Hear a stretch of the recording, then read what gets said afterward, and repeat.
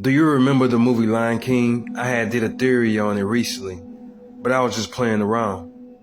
There is real symbolism in this movie, and it all links back to Satan, because the agenda is to worship Satan. See, the spread of Greek culture, pagan culture, Greek philosophy is in these movies, and it all links back to Satan. See, the Lion King family, the son, the mother, and the father, represents Semiramis, Nimrod, and Tammuz. The pagans, they believe when these three individuals had died, they became a moon goddess and sun god. So when it's pitch black outside and the sun starts to come back out, they believe that their sun god conquered the winter.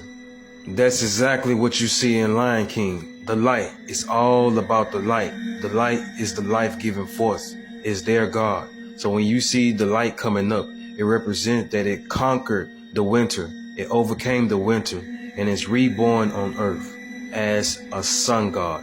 So these animals and birds and stuff you see represents the pagans. So when you see Simba raised up in the air like that, he's not praised as some noble king. That's what they want you to think. They praising him is because Simba is supposed to represent Tammuz. When Tammuz died, he also became a sun god along with his father.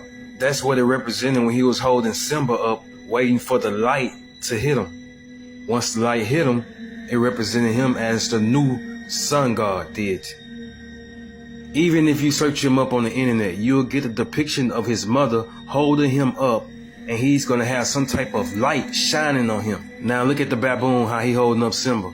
He holding him up to the light so the sun can shine on him. And in a depiction of Tammuz, she holding him up as the new sun god, just like Nimrod.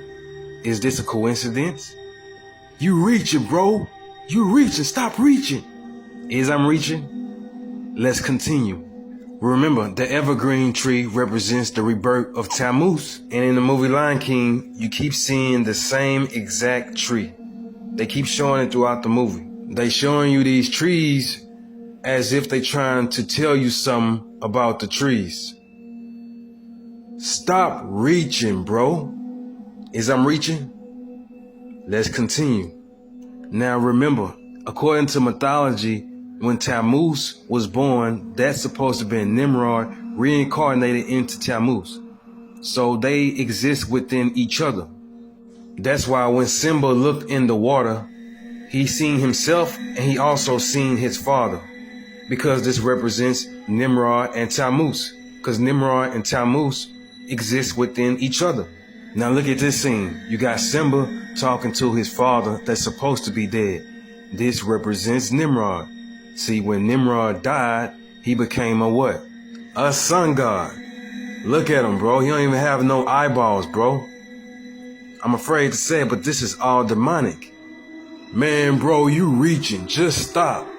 Okay, let's do one more. Y'all remember that scene when Pumbaa picked up Simba like he was dead? That's because this is supposed to represent Tammuz. Let's read what happened to Tammuz. Unfortunately, the son she bore, Tammuz, was killed by a wild boar as he was hunting. Uh-oh. Even though Pumbaa is not a boar pig, he's a warthog pig, he's still a pig, and a boar is still a pig. So how ironic is that we have Simba, who symbolized Tammuz in so many ways, gets picked up off the ground as if he's dead by a warthog, which is the family of a pig. Then you got Tammuz, who was killed by a wild boar, which is also a pig. Very interesting.